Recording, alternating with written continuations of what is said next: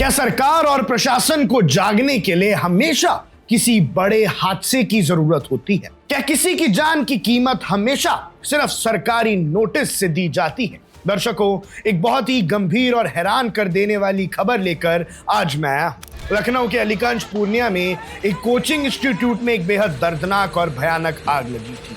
इस हादसे में 15 मासूम लोगों की जान चली जाती है और 15 घरों के चिराग हमेशा के लिए बुझ जाते हैं। लेकिन सबसे बड़ा सवाल यह है कि क्या यह सिर्फ एक एक्सीडेंटल आग थी या फिर यह एक मैन मेड डिजास्टर था जिसे रोका जा सकता था? इस दर्दनाक हादसे के तुरंत बाद दिल्ली एनसीआर के प्रशासन सडन एक्शन मोड में आ गए हैं। नोएडा और गाजियाबाद में एक ही दिन के अंदर लगभग 60 एस्टैब्लिशमेंट्स को सील कर दिया है। लगभग 60 कोचिंग सेंटर्स को तो सिर्फ नोएडा और गाजियाबाद में ताला मार दिया गया है, जिसमें सबसे ज्यादा संख्या इलीगल कोचिंग सेंटर्स की है। आज हम इस पूरी कहानी को ढंग से डिकोड करेंगे और समझेंगे कि कैसे हमारे बच्चों की जिंदगी के साथ खिलवाड़ किया जा रहा है और इतने वर्षों तक ये खिलवाड़ किया जा रहा था। नोएडा और गाजियाबाद में इस हादसे से पहले भी 60 ऐसे अगर कोचिंग सेंटर्स थे, तो भैया अब तक किसी ने अकाउंटेबिलिटी क्यों नहीं ली थी? और कैसे सरकारी डंडे के बाद अब कोचिंग माफिया उल्टी बहस पर उतर आया है? पूरी रिपोर्ट को ध्यान से सुनिएगा, क्योंकि ये आपकी और आपकी बच्चों की सेफ्टी से जुड़ी है। हमें बच्चों को पढ़ाना भी है, बच्चों को सेफ भी रखना है, बच्चों का करियर भी बनाना है और उन्हें हर किसी हादसे से दूर भी रखना है। कहानी शुरू होती है लखनऊ से, जहां एक कोचिंग इंस्टीट्यूट में आग लगने से 15 लोगों की दर्दनाक मौत हो गई।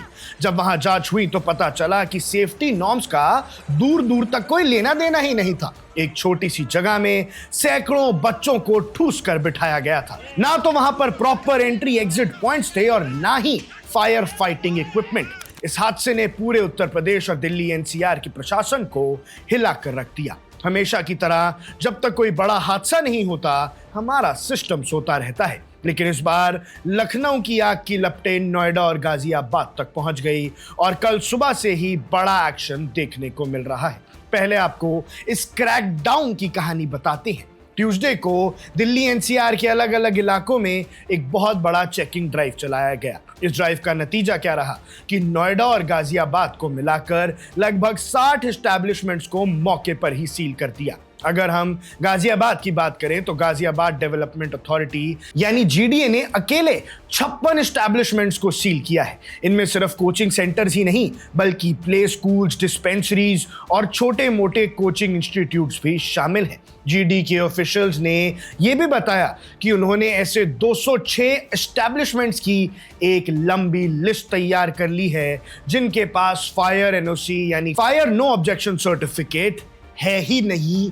206 इंस्टीट्यूट्स के पास। जीडीए के मीडिया कोऑर्डिनेटर रुद्रेश शुक्ला जी ने बताया कि उनकी टीम सिर्फ एक ही चीज चेक कर रही थी, वो थी फायर एनओसी। अगर आपके पास सर्टिफिकेट नहीं है तो सीधे ताले लगाए जा रहे थे। गाजियाबाद के राजनगर डिस्ट्रिक्ट सेंटर, राजेंद्र नगर, लाजपत नगर, सत्यम एनक्लेव और अंबेडकर रोड जैसे पॉश और क्राउडेड एरियाज में ये कड़ी कार्रवाई की गई UP urban planning and development act 1973 के तहत। अब भैया ग्राउंड रियलिटी की बात करते हैं। नोएडा में बात करेंगे अगर नोएडा की, तो नोएडा में प्रशासन ने जब चेक किया तो वहां भी हालात बहुत खराब थे। सेक्टर 139 में चलने वाले ओम एजुकेशन नाम के कोचिंग सेंटर पर जब रेड पड़ी तो पता चला कि उनके पास ना तो कोई वैलिड रजिस्ट्रेशन था और ना ही कोई फायर सेफ्टी सर्टिफिकेट। एक और एस्टैब्लिशमेंट मिला सेक्टर 39 में जो बिना किसी वैलिड लाइसेंस के चलाया जा रहा था। अब इन दोनों इंस्टीट्यूट्स को तुरंत सील कर दिया गया है और उन्हें डिस्ट्रिक्ट इंस्पेक्टर ऑफ स्कूल्स के सामने 2 दिन के अंदर अपनी सारी सही डॉक्यूमेंट्स पेश करने का नोटिस दिया है। गौतम बुद्ध नगर के एडमिनिस्ट्रेशन ने साफ कर दिया कि अगर 2 दिन में पेपर नहीं दिखाया तो आगे और भी सख्त लीगल एक्शन लिए जाएंगे। नोएडा के डीआईओ एस चंद्रशेखर जी ने ओपनली मीडिया को बताया है कि ये कैंपेन अब रुकने वाला नहीं है। जो भी बिना रजिस्ट्रेशन या सेफ्टी के चलेगा उस पर ताला लगना बिल्कुल तय है। लेकिन दोस्तों, इस पूरी कहानी में सबसे हैरान करने वाला और अफसोसजनक मोड़ तब आता है जब कोचिंग सेंटर के ओनर से बात की जाती है। उनका एटीट्यूड देखकर आप दंग रह जाएंगे। जब मीडिया ने ओम एजुकेशन सेंटर के मैनेजमेंट से कांटेक्ट करने की कोशिश की तो वहां के ऑफिशियल ने तो अपना नाम और डेजिग्नेशन बताने से भी मना कर दिया। उनका बयान क्या था आप जानते हैं? उन्होंने बड़े ही एरोगेंट तरीके से उल्टा प्रशासन और मीडिया पर ही सवाल दाग दिए। उन्होंने कहा कि नोएडा में कितनी कमर्शियल बिल्डिंग्स हैं, क्या सबके पास फायर एनओसी है? अगर आप अटा मार्केट जैसी बड़े मार्केट्स में जाकर चेक करें तो आपको पता चलेगा कि वहां बड़े बड़ी ब्रांड्स, बैंक्स और बड़े बिजनेसेस बिना किसी फायर एनओसी के चल रहे हैं। तो फिर सिर्फ कोचिंग इंस्टीट्यूट्स को ही क्यों टारगेट किया जा रहा है? अब सोचिए ये किस तरह का लॉजिक है। एक तरफ 15 बच्चों की मौत हो चुकी है और दूसरी तरफ ये लोग अपनी गलती मानने की बजाय ये कह रहे हैं क्योंकि बाकी लोग भी चोरी कर रहे हैं तो हम भी चोरी करने की इजाजत चाहते हैं। अरे भैया, आप बच्चों से डील कर रहे हैं। आपकी बिल्डिंग के अंदर हजारों की तादाद में बच्चे पढ़ने आते हैं, कैसे सवाल ना पूछे? ये बेपरवाही और एरोगेंसी है जो ऐसे हादसों को दावत देती है। कमर्शियल बिल्डिंग्स में वायलेशन है तो उन पर भी एक्शन होना चाहिए, इसमें कोई दोहराए नहीं है। लेकिन इसका मतलब ये बिल्कुल नहीं है कि आप हजारों बच्चों की जिंदगी को खतरे में डालकर चुपचाप कोचिंग चलाते रहें, पैसा कमाते रहें। अब भैया, बात सिर्फ कोचिंग इंस्टीट्यूट्स तक ही नहीं रही। गाजियाबाद के चीफ फायर ऑफिसर राहुल पाल ने एक और डेंजरस रियलिटी सामने रख दी है। आपको याद होगा कि इसी साल 29 अप्रैल को इंदिरापुरम के Gaur green avenue high rise building में एक बहुत भयानक आग लगी थी। उसके बाद से fire department residential high rises की भी चेकिंग कर रहा था। तब एक बड़ी शर्मनाक वीडियो भी आई थी क्योंकि फायर फाइटर्स जो पानी छोड़ रहे थे वो बिल्डिंग तक पहुंच ही नहीं रहा था, वो उस जगह तक पहुंच ही नहीं रहा था जहां आग लगी है।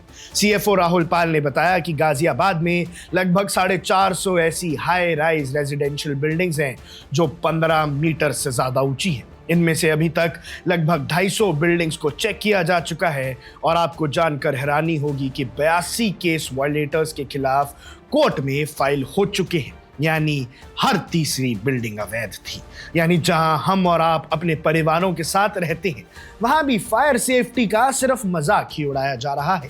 तो दोस्तों, आज इस वीडियो में, इस एनालिसिस में एक बात तो बिल्कुल साफ है कि लखनऊ का हादसा कोई पहला हादसा नहीं था। इससे पहले दिल्ली के मुखर्जी नगर में क्या हुआ था वो हम सब ने देखा।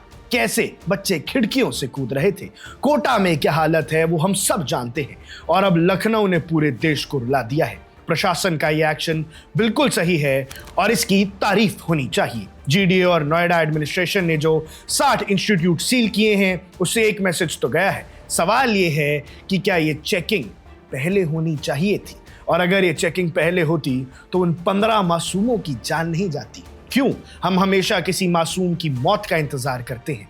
क्या हमारे देश में एजुकेशन अब सिर्फ एक धंधा बन गया है जहां प्रॉफिट सबसे ऊपर है और अब इंसान की जान ही सबसे सस्ती हो गई है? अगर आप एक पेरेंट है या एक स्टूडेंट है तो किसी भी कोचिंग इंस्टीट्यूट में एडमिशन लेने से पहले उनके बड़े बड़े होर्डिंग्स और टॉपर्स की फोटोज मत देखिए।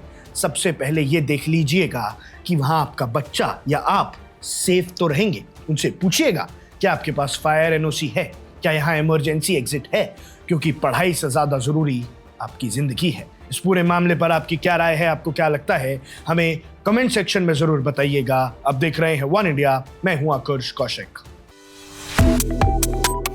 Subscribe to One India and never miss an update. Download the One India app now.